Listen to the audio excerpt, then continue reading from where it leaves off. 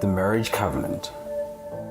Marriage is more than just a relationship or a very important union. Marriage is a covenant relationship. Welcome to a Grace Digital presentation. In this video, we will cover the true meaning of a covenant. The covenant of marriage. In today's age, we do not realize the spiritual aspects of covenants. People today have failed to understand the true nature of covenants. Some individuals may think that marriage is merely cohabiting with someone. Again, this is a very false perception, as marriage goes way beyond that. The God we serve is a God of covenants. All through scriptures, we see God in covenant relationships with different people. For example, in Genesis chapter 17, God cut a covenant with Abraham. And I will make my covenant between me and thee, and will multiply thee exceedingly. Genesis 17, verse 2. Although this covenant was made a long time ago, and Abraham died thousands of years ago, the covenant that God made with him then is still in effect today.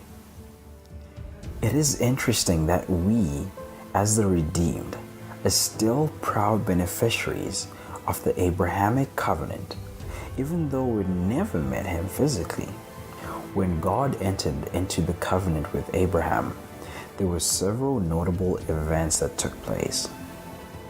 Among those events are the changing of Abram's and Sarai's names to Abraham, which means a prince of God, and Sarah, which means a princess of God. In other words, God introduced Abraham into the royal family before he cut the covenant with him. The Abrahamic covenant remains the most astounding record in existence and remains the basis of Judaism and Christianity. This covenant God cut with Abraham was sealed in blood, and the sign was the circumcision of every male child. God again cut a covenant with Noah in Genesis chapter 8. And Noah built an altar unto the Lord, and took of every clean beast and every clean fowl, and offered burnt offerings on the altar. And the Lord smelled the sweet savor, and the Lord said in his heart, I will not again curse the ground any more for man's sake. Verses 20 to 21 of chapter 8. And in chapter 9, God establishes the covenant. And I, behold, I establish my covenant with you, and with your seed after you. After which God put the rainbow in the sky as a sign of the immutability of the covenant.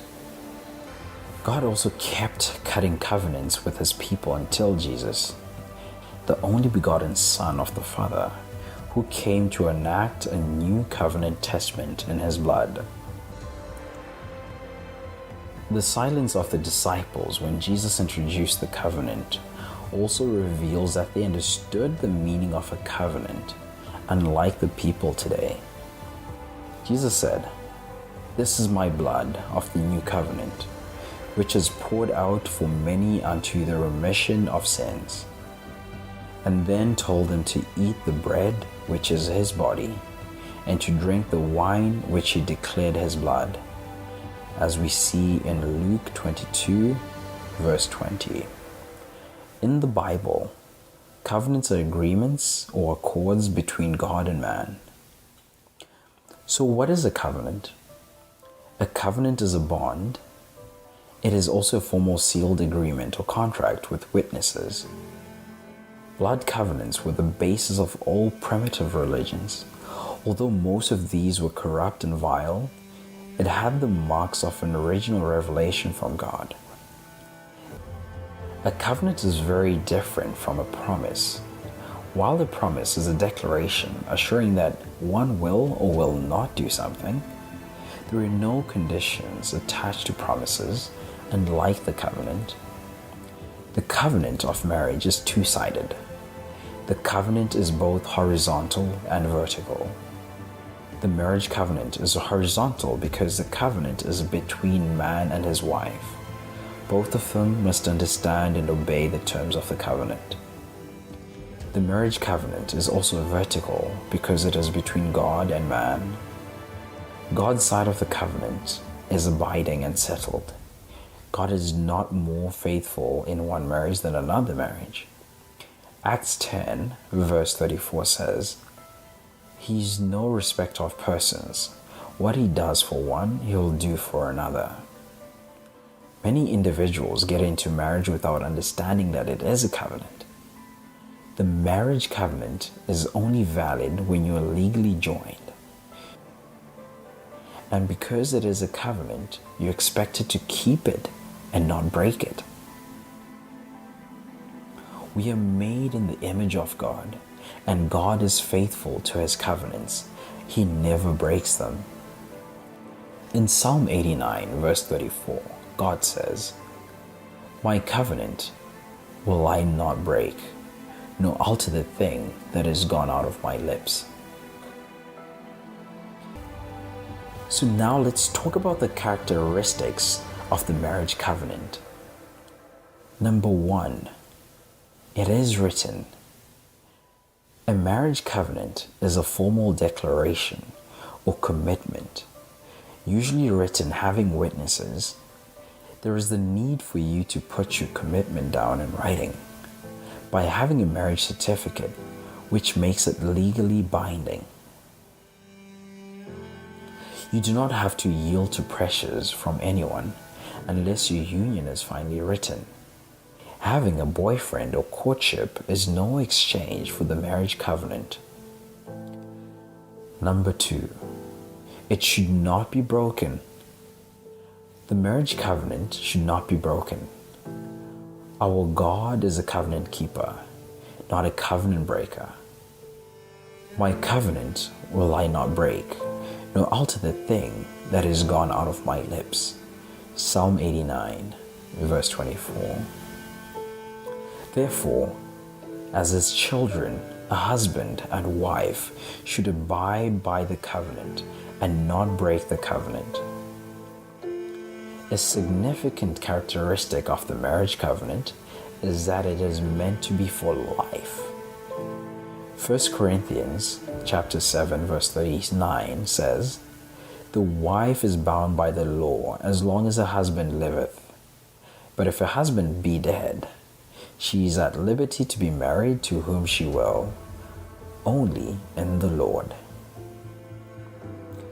Divorce is not a pleasant experience, and only those that have gone through it can tell the experience. It is like a marital amputation. You have to do all within your power to avoid it. Even though God is a God of second chances, it is better to avoid divorce than to experience it. It is like two pieces of glued paper that are forcefully detached. The glue may remain excellent, but both partners become casualties. You must agree within yourself that there are no alternatives or options. By entering into the covenant of marriage, you have burnt all the bridges behind you. This elementary understanding will help you settle down and make your home an exciting place. The Bible also warns us, "Therefore, take heed to your spirit, and let none deal treacherously against the wife of his youth." Malachi 2 verse 15. Treacherous here means to be deceptive or deceitful. Therefore, God is saying, don't deal deceptively with your wife or husband. In some marriages, the man plans perversity against the woman, and she in turn looks for ways of robbing and cheating him. But this is not right, because whatever you do against your spouse indirectly affects you. Some people betray their partners to their friends and extended families. A traitor is the same as a treacherous. Number 3. Exchange of gifts. Another feature in a marriage is exchange of gifts.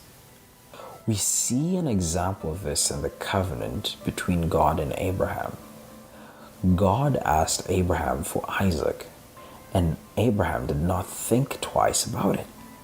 He was ready to give God his all. Abraham knew he was in a covenant relationship with the Almighty God, and as such didn't want to break it. And because the covenant involves the exchange of gifts, he was willing to offer Isaac as a sacrifice, as seen in Genesis 22. When two people in a covenant of marriage, they ought to be committed to one another. It is, however, unfortunate to see couples hiding money away from each other. Some hide how much money they earn and the property they have from their partner. These acts reveal that they do not understand this essential characteristic of a marriage covenant. Once married, what a couple has now jointly belongs to them. Don't allow earthly things to come between you and your spouse. If you don't want shame, you must share your secrets with your spouse. Sharing in a marriage is so important. Number 4. It has a seal. A covenant is usually sealed with blood as a sign. Noah made a covenant with God in Genesis 8, verse 20, and offered burnt offerings unto him. God on his part also set a bow as a token of the covenant. Genesis 9, verse 13. In Genesis 17, we see the seal of Abraham's covenant with God was a circumcision of everyone that was a male child. And ye shall circumcise the flesh of your foreskin, and it shall be a token of the covenant between me and you. Genesis 17, verse 11. Jesus also shed his blood on the cross of Calvary as a sign of the covenant of salvation. Hebrews 8, verse 6 says, But now hath he obtained a more excellent ministry. But how much also he is a mediator of a better covenant, which was established upon better promises. Just as every covenant has a seal, the marriage covenant has a seal. The seal of a marriage covenant is sexual intercourse. During the first meeting between the husband and wife in a marriage involves the shedding of blood, and no matter how little. After this, subsequent sexual relationships between the wife and husband is the token of a marriage covenant.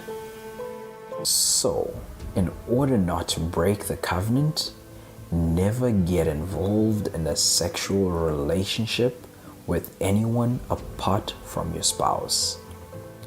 Sexual immorality is dangerous. Men and women in a marriage covenant are expected to apply the above characteristics in order to have a home that will last and be the haven it was created to be. We are beginning a new in-depth series on marriage to ensure that you all have successful marriages, even if you haven't been raised in one or surrounded by one. If you'd like us to continue the series, put it down in the comments.